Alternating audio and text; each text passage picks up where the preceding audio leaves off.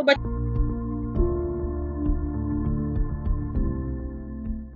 Hello friends, आज start करने जा रहे हैं अपना 7th चैप्टर और टोटल किताब में हमारे 8 चैप्टर हैं, तो हम लोग लगभग बाउंड्री लाइन पर खेल रहे हैं।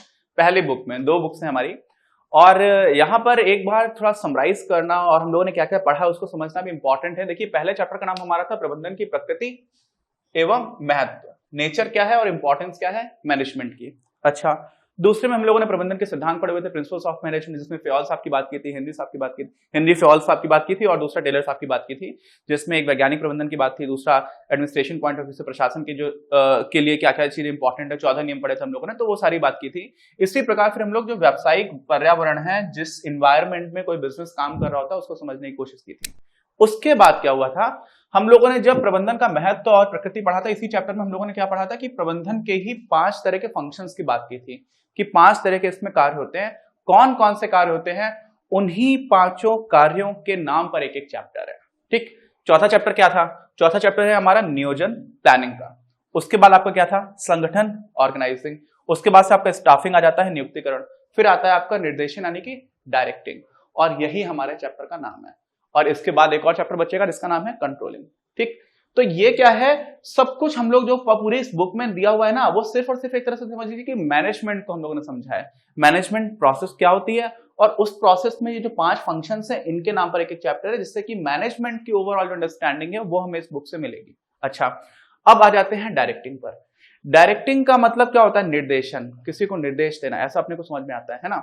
एक कंपनी है फोर्ड मोटर कंपनी, नाम क्या है उसका? Ford motor company.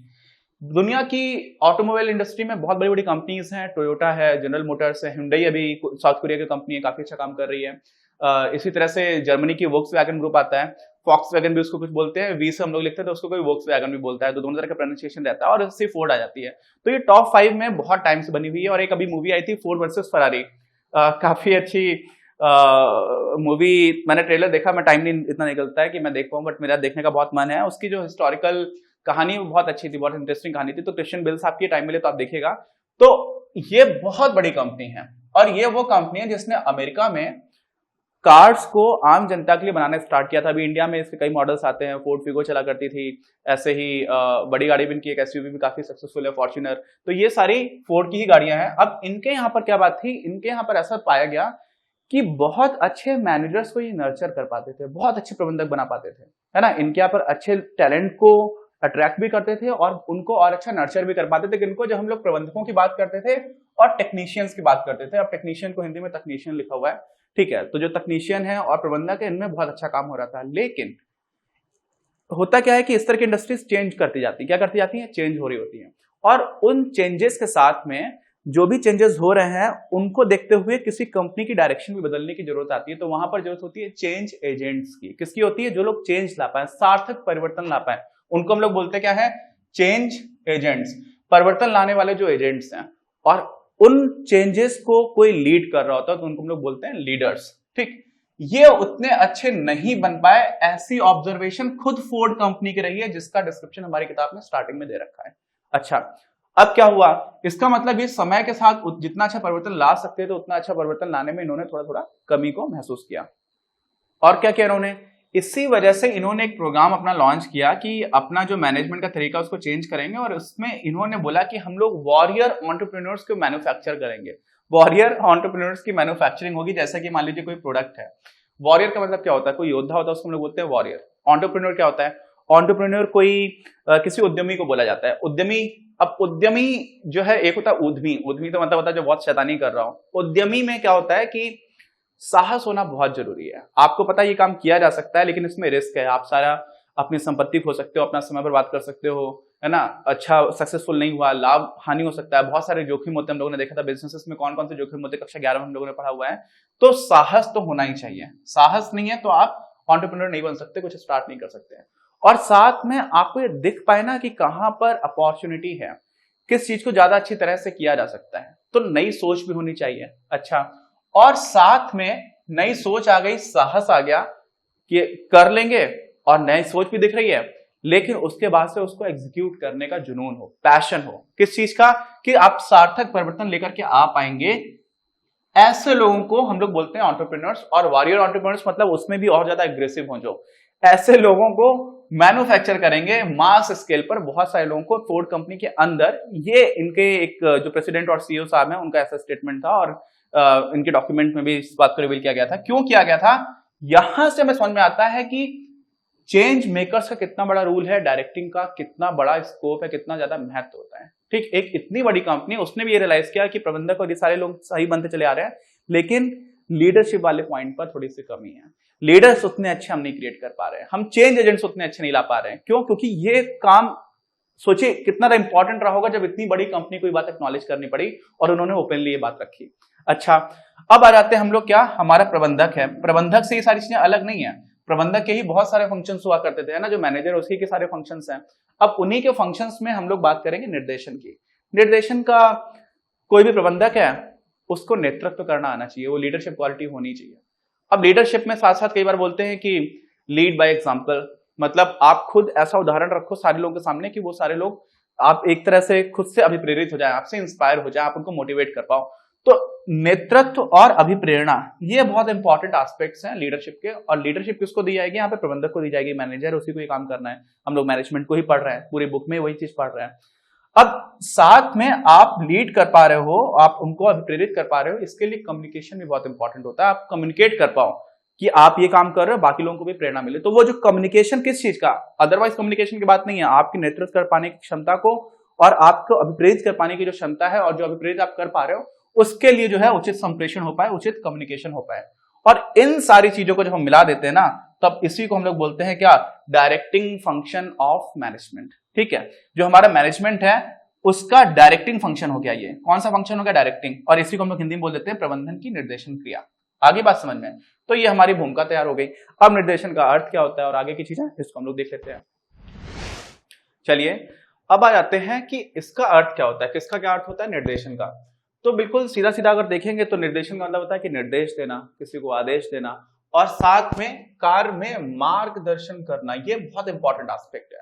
सिंपल ऐसे सुनते हैं निर्देशन मतलब डायरेक्ट कर दिया आपने, ओए चलो ये काम करो, ठीक है, मतलब थोड़ा सम्मान से बोला जा सकता है, लेकिन सिर्फ आदेश देने तक सीमित नहीं है। संगठन में जब बात करते हैं तो उसमें बहुत सारे एलिमेंट्स आ जाते हैं। कैसे आ जाते हैं?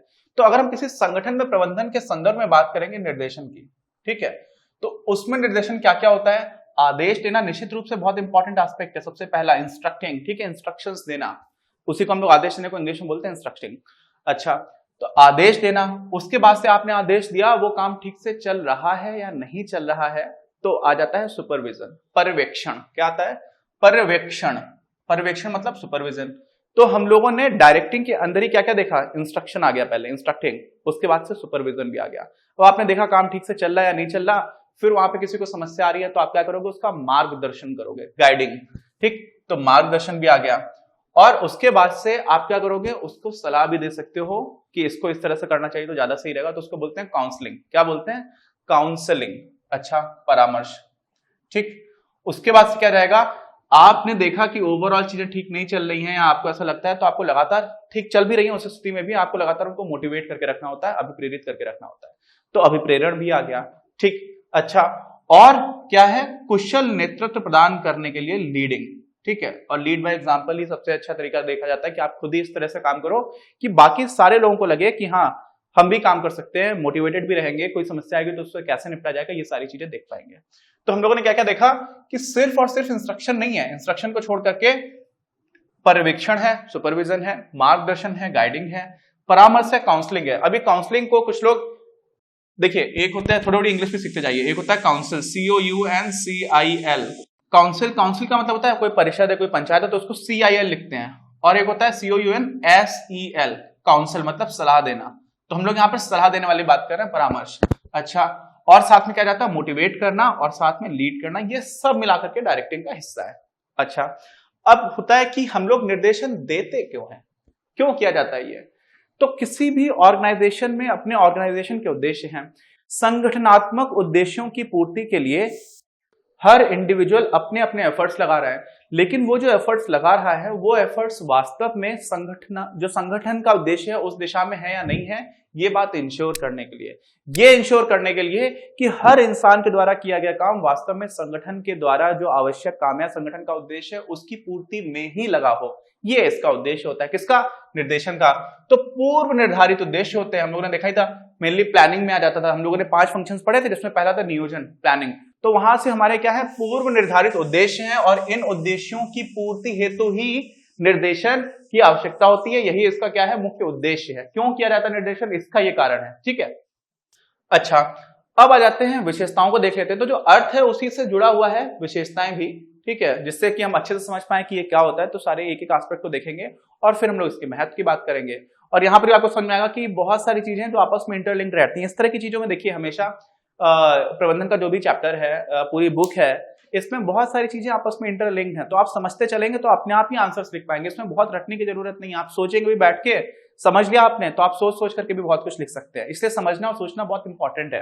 क्या आता है विशेषता? पहली तो यह है कि निर्देशन जो है ना, वो काम को प्रारंभ करता है। काम की शुरुआत किसी भी संगठन में निर्देशन के द्वारा होती है। अच्छा, आप कहोगे ऐसा कैसे? आप कहोगे कि आपने तो बताया था कि फंक्शन, कौन कौन से फंक्शन थे मैनेजमेंट के? पहला तो था भाई प्लानिंग, नियोजन। आपने पहले प्लान किया अच्छे से। उसके बाद से दूसरा फंक्शन क्या था हमारा? स्टाफ, संगठन बनाना, ऑर्गेनाइजिंग। उसके बाद से तीसरा हमारा था नियुक्तिकरण, स्टाफिंग। अब ये सारी जब आप चीजें कर रहे हो तो काम नहीं हुआ, काम को शुरू करने से पहले की तैयारी हुई है। समझ रहे हैं आप? प्लान आपने किया, काम नहीं किया। ऑर्गेनाइजेशन खड़ा कर लिया, काम का जो उद्देश्य था उसके लिए आपने संगठन बनाया, लेकिन अभी काम नहीं हुआ। तीसरा आपने क्या किया? उसके लिए नियुक्त करने की आवश्यकता है, लोगों को स्टाफ लाने की आवश्यकता है, फिर भी हमारा काम नहीं हुआ।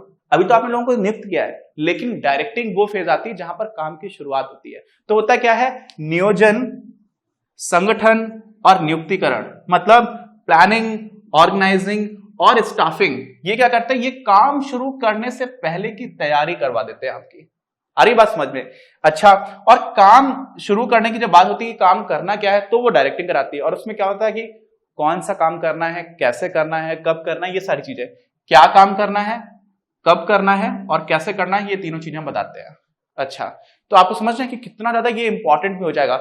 महत्व भी हम देखेंगे तो ये मैंने लिखा है 1 के बाद से 2 डैश बना दिए। इसका मतलब क्या हुआ कि जो हमारी पहली विशेषता है वही इसका महत्व भी है। सोचिए, अगर डायरेक्टिंग नहीं होगी, आपने सब कुछ प्लान सब कुछ कर लिया, लेकिन आप काम शुरू करा ही नहीं पा रहे हो, तो उद्देश्य की पूर्ति कैसे होगी किसी भी ऑर्गेनाइजेशन के? तो काम शुरू कर पाते हैं आप डायरेक्टिंग की वजह से, यही सबसे बड़ा महत्व है। अच्छा, दूसरी विशेषता क्या आती है? दूसरी विशेषता आती है प्रबंधन के प्रत्येक स्तर पर डायरेक्टिंग हो रही होती है। ठीक है, डायरेक्टिंग जो है वो परफॉर्म की जाती है, इसका निष्पादन होता है हर लेवल पर, चाहे टॉप मैनेजमेंट हो, चाहे मिडिल हो, चाहे सुपरवाइजर लेवल का हो, जिसको हम लोअर मैनेजमेंट बोलते हैं। अब इन दोनों पॉइंट्स को एक साथ देखेंगे तो आपको समझ में आएगा। प्रवाह जो है वो ऊपर से नीचे की तरफ होता है, मतलब जो टॉप मैनेजमेंट है वो नीचे बात बताएगा मिडिल मैनेजमेंट को, मिडिल मैनेजमेंट से बात लोअर मैनेजमेंट जाएगी, लोअर मैनेजमेंट से एम्प्लॉयज पर जाएगी। अच्छा, कैसे होता है? तो मान लीजिए यहां पर कोई भी एक प्रबंधक है, उस प्रबंधक से ऊपर का उसका एक बॉस है, जिसको हम बोल सकते हैं अधिकारी। क्या बोल सकते हैं? अधिकारी। अच्छा, और उसी प्रबंधक के नीचे एक है जिसको हम लोग बोल सकते हैं अधीनस्थ, या इंग्लिश में बोल सकते हैं क्या? सबऑर्डिनेट। तो अब जो सबऑर्डिनेट है ना, उस सबऑर्डिनेट को वो आदेश दे सकता है। क्या दे सकता है? आदेश दे सकता है, निर्देश दे सकता है। तो ये निर्देश देगा किधर? नीचे की तरफ। अच्छा, ये क्या अपने अधिकारी को निर्देश दे सकता है? नहीं दे सकता। जो इसका अधिकारी है वो इसको निर्देश दे सकता है। तो निर्देशन की जो दिशा है वो ऊपर से नीचे की तरफ है। तो जो भी हमारे ऑर्गेनाइजेशनल हायरार्की है, किसी भी संगठन में जो ऊपर से नीचे की पदावली है, उस पदावली में ऊपर से नीचे की तरफ दिशा रहती है। तो आपको ऐसा लग सकता है कि कोई ऐसी चीज भी होती है जिसकी दिशा नीचे से ऊपर की हो। बहुत सारी चीजें होती हैं, जैसे रिपोर्टिंग। छोटा सा जो एकदम फैक्ट्री फ्लोर पर काम करने वाले कोई एम्प्लॉई है, उसने देखा यहाँ पे कुछ गड़ा रहा है, तो वो रिपोर्ट करेगा कि देखो सर, ये ठीक नहीं चल रहा। वो प्रॉब्लम बड़ी हुई तो जो सर थे लो लेवल मैनेजमेंट, वो अपने ऊपर वालों को बताएंगे, मिडिल लेवल मैनेजमेंट को, कि देखिए इसमें प्रॉब्लम थी। फिर मिडिल लेवल मैनेजमेंट ऊपर बताएंगे टॉप लेवल मैनेजमेंट को। तो होगा क्या कि नीचे से ऊपर की दिशा भी होती है, जैसे रिपोर्ट देना है, फीडबैक देना है। ठीक है, कभी कभी सर्वे कंडक्ट कराए जाते हैं तो उसकी भी दिशा नीचे से ऊपर हो सकती है, ऊपर से नीचे भी हो सकती है। नॉर्मली नीचे से ऊपर रहती है, तो नीचे से ऊपर भी हो सकती है, ऊपर से नीचे भी हो सकती है। लेकिन निर्देशन की दिशा कहाँ होती है? ऊपर से नीचे की तरफ। ठीक है, तो ये दोनों पॉइंट्स एक ही जैसे हैं और इन्हीं दोनों से जुड़ा हुआ ये जो है छोटा सा मैंने एक फ्लो चार्ट जैसा बना रखा कि अधिकारी है और नीचे अधीनस्थ में, यहाँ पर कोई प्रबंधक है। तो निर्देशन की दिशा जो है वो ऊपर से नीचे की तरफ ही रहेगी। अच्छा, ये भी आसान था।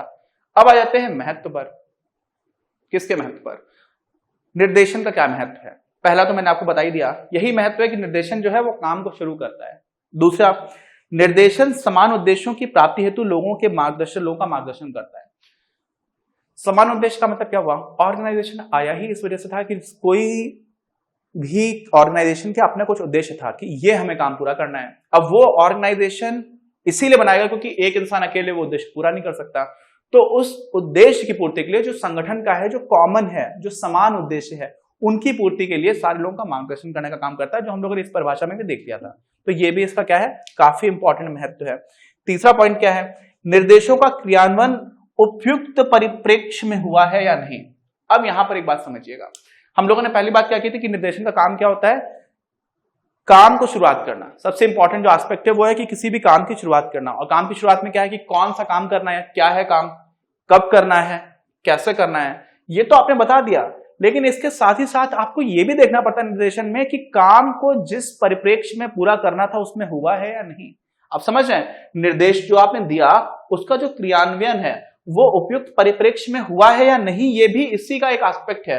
तो इसी का हम लोग क्या बोल सकते हैं, जो थर्ड पॉइंट है इसको एक तरह से लिखा जा सकता है क्या, फर्स्ट का बी पार्ट।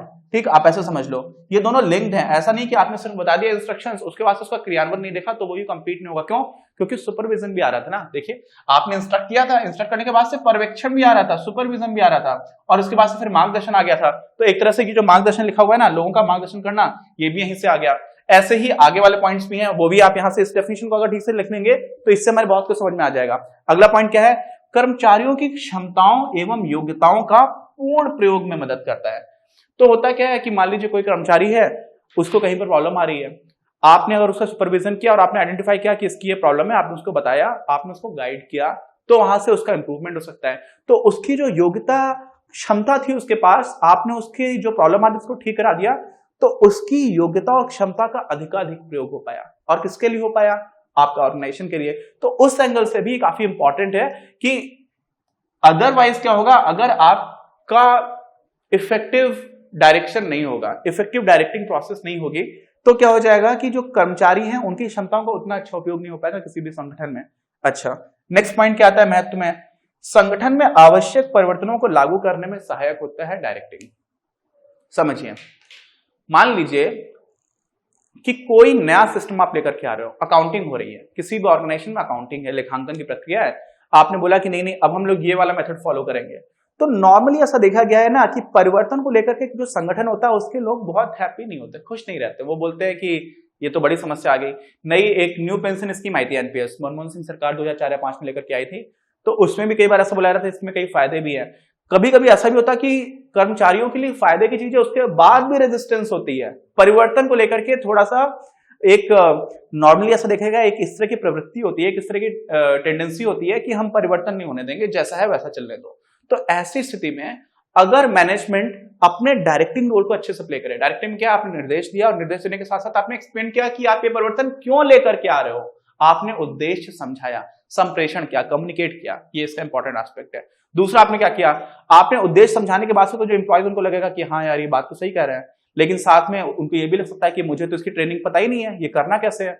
तो आप उनकी ट्रेनिंग भी इंश्योर करते हो, आप उनके प्रशिक्षण की बात भी करते हो, और आप ये भी बोलते हो कि इस परिवर्तन की वजह से होने वाला जो फायदा है वो आपको भी मिलेगा। तो आप उनको इंसेंटिव भी दे सकते हो, एक प्रतिफल देने की बात कर सकते हो, एक प्रेरणा देने की बात कर सकते हो, और अपने व्यक्तिगत तौर पर अपने व्यवहार से अभिप्रेरित तो कर ही सकते हो, आप इंस्पायर कर ही सकते हो। आपने खुद से उस चेंज को बहुत अच्छे से एक्सेप्ट किया, आप मैनेजर हैं, तो बाकी उनको ऐसे लगेगा कि अरे मैनेजर साहब ने कर लिया तो हम भी कर सकते हैं। तो ये होता क्या यहाँ पर कि जो चेंज हो रहा होता है ना किसी ऑर्गेनाइजेशन में, वो ऐसा होता है कि बहुत सारे लेवल्स होते हैं। कई बार जो लो लेवल एम्प्लॉयज हैं या काम करने वाले लोग हैं जो प्लानिंग लेवल पर नई चीजें देख पा रहे हैं, या ऑर्गेनाइजेशन के लिए क्या बात चल रही है, या फिर जो व्यावसायिक पर्यावरण है, वातावरण है, वहां पर कौन कौन से चेंजेस आ रहे हैं, उनको ये सब तो नहीं पता है। वो तो अपना काम कर रहे थे, तो उनको नहीं समझा था कि हमारा काम क्यों बदल रहे हो आप। तो ऐसी स्थिति में वो सारी चीजें कम्युनिकेट कर पाना, उनको ट्रेन कर पाना और उनको इंसेंटिव देना, ये सारा एस्पेक्ट भी है ना।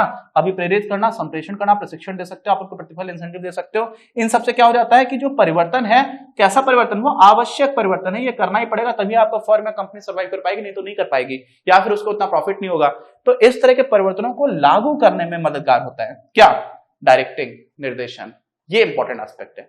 अच्छा, ऐसे ही एक और महत्वपूर्ण बात है कि स्थिरता और संतुलन बनाए रखने में सहायक होता है। किस तरह से स्थिरता बनाने में? तो इस स्थिरता में होता क्या है कि अगर देखिए डायरेक्शन में एक तरह का एक पूरी चेन बनी हुई है, ऊपर से आपको निर्देश मिला, आपने नीचे दिया, नीचे वाले ने और नीचे को दिया, नीचे वाले ने और नीचे को दिया, तो पूरा एक फ्लो अच्छे से मेंटेन्ड है। तो उससे क्या होता है, संतुलन रहता है, कहां से चीजें कहां जा रही हैं उसकी दिशा तय है, क्लैरिटी है। ठीक, फेओल का आप याद करिए प्रशासन का सिद्धांत, जिसमें बोला गया था कि एक ही चेन होनी चाहिए जिससे कि कंफ्यूजन ना एम्प्लॉय को, जबकि टेलर साहब ने बताया था तो उसमें कंफ्यूजन की सीन बन सकता था, लेकिन उन्होंने फैक्ट्री फ्लोर पर बात की थी जिसमें 8 सुपरवाइजर होते थे।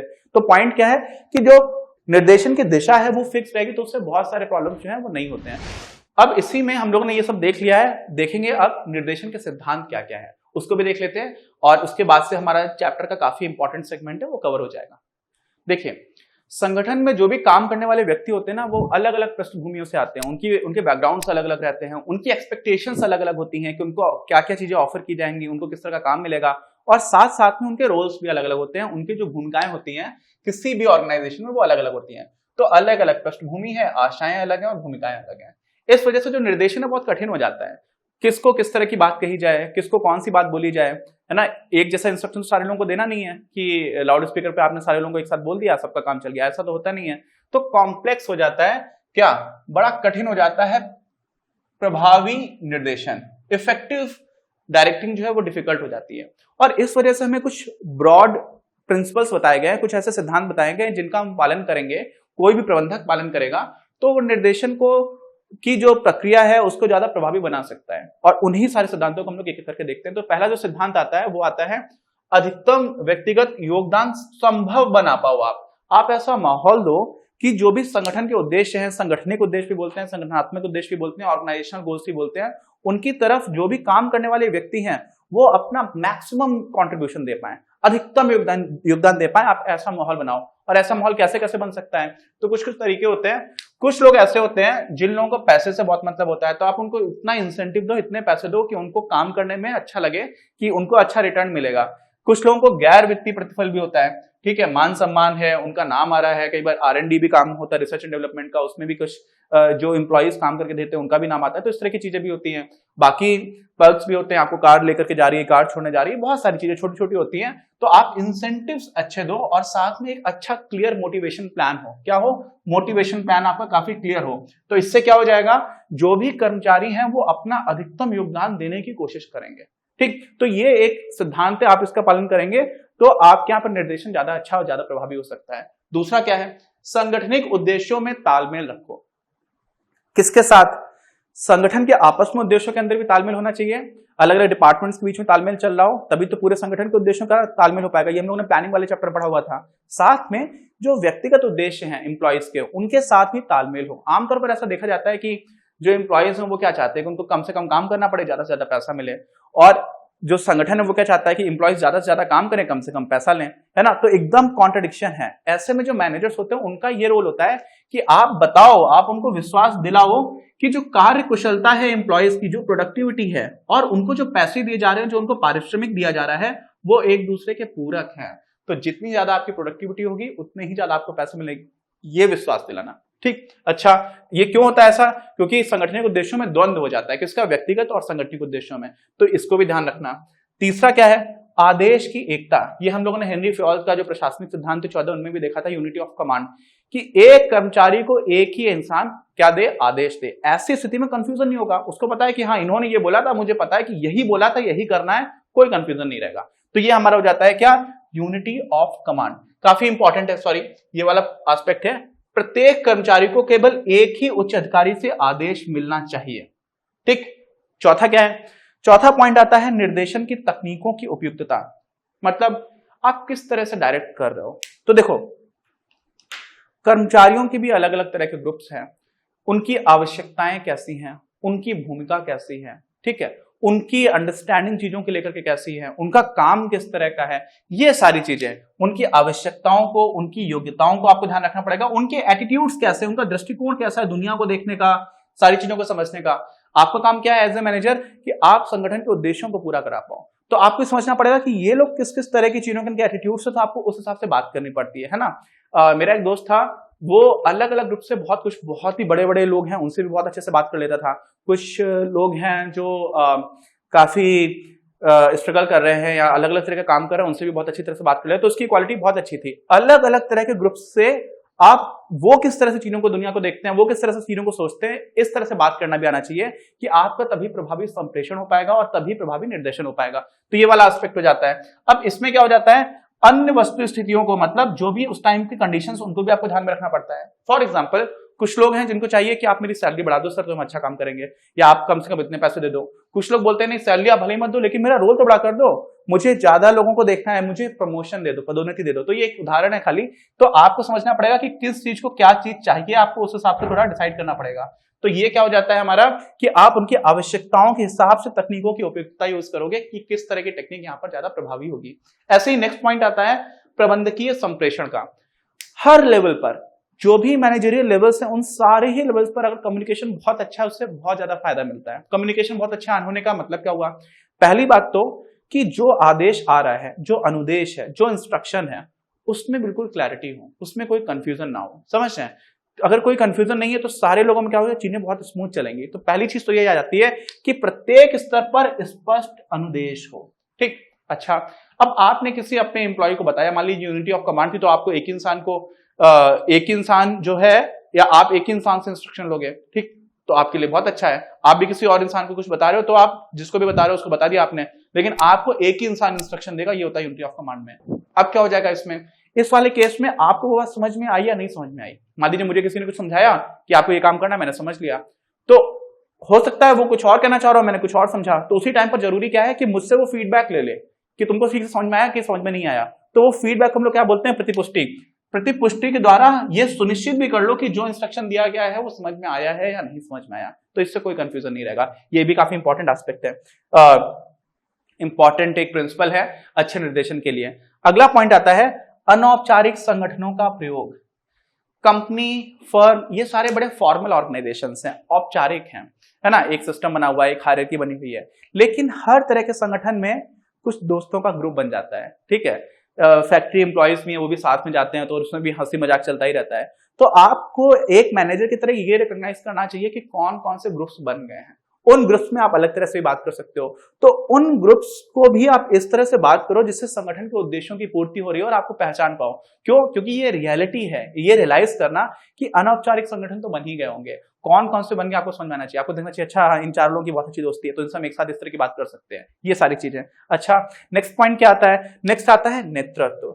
आप खुद नेतृत्व कर रहे हो, आपका नेतृत्व ऐसा हो कि वो इंस्पिरेशनल हो, वो प्रेरणा दे रहा हो, वो ऐसा, आपने एक परिवर्तन लेकर के आए और आप उसको खुद से अच्छे से एक्सेप्ट नहीं कर रहे हो, तो लोगों को डायरेक्शन का क्या फर्क पड़ेगा कि आपने बात तो खुद से कर ली लेकिन आप खुद से अच्छा काम नहीं कर रहे हो, आप सबको बता रहे हो सिर्फ। तो क्या हो जाता है कि आप अच्छा नेतृत्व खुद से करोगे, खुद अभिप्रेरित व्यक्तित्व रहेगा, मोटिवेशनल रहेगा, तो सारे लोगों के लिए डायरेक्शन की जो प्रोसेस है वो और ज्यादा प्रभावी हो जाएगी। आप खुद ही सोचिए, जो इंसान खुद से काम नहीं ठीक कर रहा है वो डायरेक्ट करेगा तो आपको कैसा लगेगा, आपको लगेगा ये तो खुद तो काम करते नहीं है। बहुत बार ऐसा होता है, कई ऑफिस में मैं ऐसा सुनता भी हूँ कि इनका खुद का काम चल नहीं रहा है ठीक से, बाकी सारे लोग इंस्ट्रक्शन देते जा रहे हैं। तो उस तरीके से नहीं होनी चाहिए। और फिर होता है कि अनुसरण, फॉलो अप या फॉलो थ्रू। और फॉलो थ्रू में क्या होता है कि जो भी आपने इंस्ट्रक्शंस दिए उनका निरंतर पुनरीक्षण करते रहो कि जो आपने बोला था उसका यथावत पालन हो रहा है या नहीं हो रहा है। अच्छा, दूसरी बात क्या है कि अगर मान लीजिए उसी के पालन में कठिनाइयां आ रही हैं तो उनका आप निराकरण करो, आप समझाओ, आप सुपरवाइज करो, आप उनका मार्गदर्शन करो, उनको समझाओ कि ये चीजें ठीक कर लो। लेकिन मान लीजिए आपने जो इंस्ट्रक्शन दिया था वो इतना प्रॉब्लमेटिक था कि उसका पालन हो ही नहीं सकता, या फिर वो इंस्ट्रक्शन ही गड़बड़ है, ऐसा भी कभी हो सकता है। तो अगर आवश्यकता पड़े तो आप उस इंस्ट्रक्शन को थोड़ा परिवर्तित भी कर दो। तो हम लोगों ने क्या देखा, ये सारी चीजें देख ली। अब हम लोगों का इस वाले चैप्टर में काफी जो इंपॉर्टेंट एस्पेक्ट्स है वो सारे कवर हो गए हैं।